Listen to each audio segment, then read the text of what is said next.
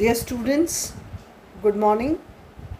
आज micro economics की class में मैं doctor Sunanda Devpura, associate professor, government Meera girls college Udaipur. आज का हमारा टॉपिक है मांग का विस्तार एवं संकुचन तथा मांग में वृद्धि एवं कमी। इन दोनों में क्या अंतर है, इसको पहले तो ये दोनों कंसेप्ट्स क्या हैं और बाद में इन दोनों में क्या डिफरेंस है, क्या अंतर है, इसको हमें स्टडी करना है। अभी लास्ट लेक्चर में हमने मांग को प्रभावित करने वाले तत्वों के बारे में अध्ययन किया था। तो वैसे तो जो डिमांड कर्व है, लॉ ऑफ डिमांड है, वो वस्तु की कीमत और वस्तु की मांग के बीच संबंध को बताता है। कब? जब अन्य बातें स्थिर रहती हैं तब। लेकिन जब वो अन्य बातें स्थिर रहती हैं, उनमें अगर परिवर्तन होता है, उन स्थिर बातों में अगर परिवर्तन होता है, तो उनकी वजह से मांग का विस्तार या संकुचन होता है या मांग की में वृद्धि और कमी होती है। तो इन चीज़ों को हमें अभी बहुत अच्छे से समझना है कि मांग का विस्तार और संकुचन कब होता है और मांग में वृद्धि और कमी कब होती है। तो पहले हम लेते हैं मांग का विस्तार एवं संकुचन, that is extension and contraction in demand. अब इसके लिए क्या है कि अन्य बातें यथावत रहने पर जब वस्तु की कीमत बढ़ जाने से उसकी मांग घट जाती है तो इसे मांग का संकुचन कहते हैं। वस्तु की कीमत कम होने से वस्तु की कीमत बढ़ जाने से वस्तु की मांग के कम होने को, घट जाने को संकुचन यानी कॉन्ट्रैक्शन। तथा अगर वस्तु की कीमत घट जाने से वस्तु की मांग बढ़ जाती है तो उसे मांग का विस्तार कहते हैं, यानी तब मांग बढ़ जाती है, that is contraction, extension in demand. तो एक्सटेंशन और कॉन्ट्रैक्शन इन डिमांड चलता है। इस प्रकार मूल्य में परिवर्तन के कारण मांगी गई मात्रा में जो परिवर्तन होता है वही मांग का विस्तार एवं संकुचन होता है। ये लॉ ऑफ डिमांड के अकॉर्डिंगली ही चलता है। इन्वर्स रिलेशनशिप है, विपरीत संबंध है वस्तु की कीमत और वस्तु की मांगी गई मात्रा में। जब कीमत बढ़ती है और मांग कम हो जाती है तो उसे मांग का संकुचन कहते हैं। जब कीमत अधिक हो जाती है और मांग कम हो जाती है, जब कीमत कम हो जाती है और मांग अधिक हो जाती है तो उसे हम मांग का विस्तार कहते हैं। तो ये लॉ ऑफ डिमांड के अकॉर्डिंगली ही चलता है। इस चीज़ को हम चित्र के द्वारा भी समझ लेते हैं। ओ एक्स अक्ष पर वस्तु की मात्रा तथा ओ वाई अक्ष पर वस्तु का मूल्य अथवा कीमत दिखाई गई है। वस्तु की मात्रा एक्स एक्सिस पर, वस्तु की कीमत यानी प्राइस वाई एक्सिस पर। डी डी मांग वक्र है, D D is demand curve, D D is demand curve. OP कीमत पर उपभोक्ता वस्तु की मांग करता है। ओपी कीमत पर उपभोक्ता ओ एक्स वस्तु की मांग करता है तथा कीमत OP1 बढ़ जाने पर उपभोक्ता OX1 वस्तु की मांग करता है तथा कीमत OP2 हो जाने पर उपभोक्ता OX2 वस्तु की मांग करता है। ऐसी अवस्था में उपभोक्ता का संतुलन मांग का विस्तार होने पर E1 हो जाएगा। ऐसी अवस्था में जब P1 कीमत है तो कीमत अधिक है तो वस्तु की मांग कम हो जाती है, इसे हम मांग का संकुचन कहते हैं और इस समय इक्विलिब्रियम E1 बिंदु पर आता है।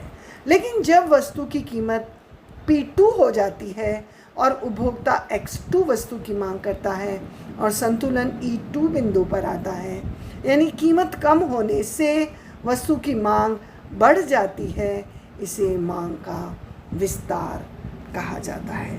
अतः स्पष्ट है कि केवल कीमत में परिवर्तन के परिणाम स्वरूप जो मांग में कमी अथवा वृद्धि होती है वही मांग का संकुचन तथा विस्तार होता है।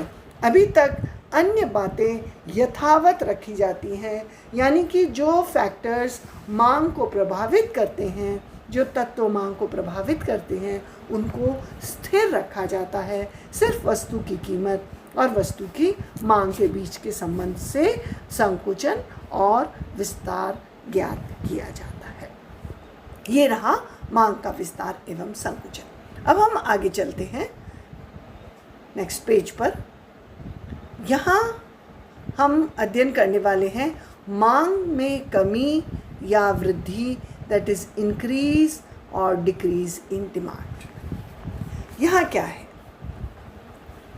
किसी भी वस्तु की मांग केवल कीमत से ही प्रभावित नहीं होती, कीमत के अतिरिक्त अन्य घटकों के परिणाम स्वरूप किसी वस्तु की मांग में जो वृद्धि या कमी होती है, इसे मांग में वृद्धि अथवा मांग की कमी कहा जाता है। जैसे उपभोक्ता की आय, रुचि, स्वभाव, स्थानापन्न वस्तुओं के मूल्य इत्यादि में परिवर्तन होने के कारण जब उपभोक्ता किसी वस्तु की मांग अधिक करता है तो वह मांग में वृद्धि होगी, तथा जब उपभोक्ता किसी वस्तु की मांग कम करता है तो वह मांग में कमी होगी।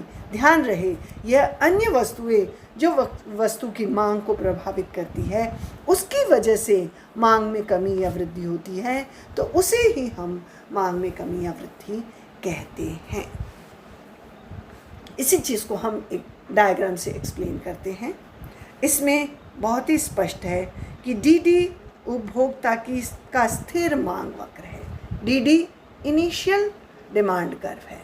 डी जब उपभोक्ता की मांग वक्र डी से D2 हो जाता है, D2 हो जाता है, तो यह मांग में वृद्धि होगी। इस स्थिति में मूल्यों के यथास्थिर रहने पर उपभोक्ता जो वस्तु की बात कर रहे हैं उसकी कीमत यथास्थिर है, लेकिन उपभोक्ता अधिक वस्तु का प्रयोग कर सकता है। वस्तु की कीमत में कोई परिवर्तन नहीं हो रहा, लेकिन उपभोक्ता उस वस्तु की मांग में वृद्धि करता है। तो मांग वक्र डी से D1 हो D2 हो जाता है। लेकिन मांग वक्र डी से D1 तब होता है जब उपभोक्ता की वस्तु की मांग में कमी होती है। इस अवस्था में उपभोक्ता वस्तु के मूल्य के यथास्थिर रहने पर भी वस्तु की मांग को कम कर देता है। इसे मांग में कमी कहते हैं। तो वस्तु के मांग में कमी भी अन्य तत्व जो मांग को प्रभावित करते हैं उसके कारण होती है, और वस्तु के मांग में वृद्धि भी अन्य तत्व जो मांग को प्रभावित करते हैं उनके कारण होती है। और सेम डिमांड कर्व पर अभी हम यहाँ कंपैरिजन कर रहे हैं, तुलना कर रहे हैं कि मांग में वृद्धि और कमी क्या है और वस्तु की मांग का एक्सटेंशन और कॉन्ट्रैक्शन क्या है, संकुचन और विस्तार क्या है। तो ये अन्य तत्वों की वजह से तो वस्तु की मांग में वृद्धि और कमी होती है, लेकिन जो केवल ये D1 डिमांड कर्व है, इस पर जब कीमत P1 है तब उपभोक्ता X1 वस्तु की मांग करता है, लेकिन कीमत बढ़ जाने पर, वस्तु की कीमत बढ़ जाने पर, P1 हो जाने पर उपभोक्ता वस्तु की मांग कम करता है, X1 कर देता है। इसको हम मांग का संकुचन कहते हैं। तो मांग की कमी और मांग की संकुचन में ये अंतर है। आई होप आपको ये समझ आया है। इसी प्रकार से अगर वस्तु की कीमत P1 के स्थान पर और कम हो जाती है तो उपभोक्ता वस्तु की मांग को X से भी ज़्यादा कर देता है, उसको हम मांग का विस्तार कहते हैं, मांग का एक्सटेंशन कहते हैं। तो ये मांग का विस्तार और संकुचन एक ही डिमांड कर्व डी पर होता है, और मांग की वृद्धि के लिए नया डिमांड कर्व D2 बनता है, और मांग में संकुचन के लिए नया डिमांड कर्व मांग में कमी के लिए नया डिमांड कर्व D1 बनता है। तो ये इन दोनों में अंतर है, जो मोस्टली एग्ज़ाम में पूछ लिया जाता है कि वस्तु की मांग का विस्तार और संकुचन क्या है, और वस्तु की मांग में वृद्धि और कमी क्या है, और इन दोनों में क्या अंतर है। आई होप आपको ये लेक्चर समझ आया है।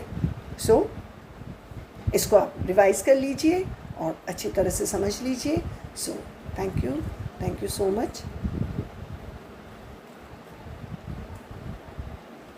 Thank you dear student.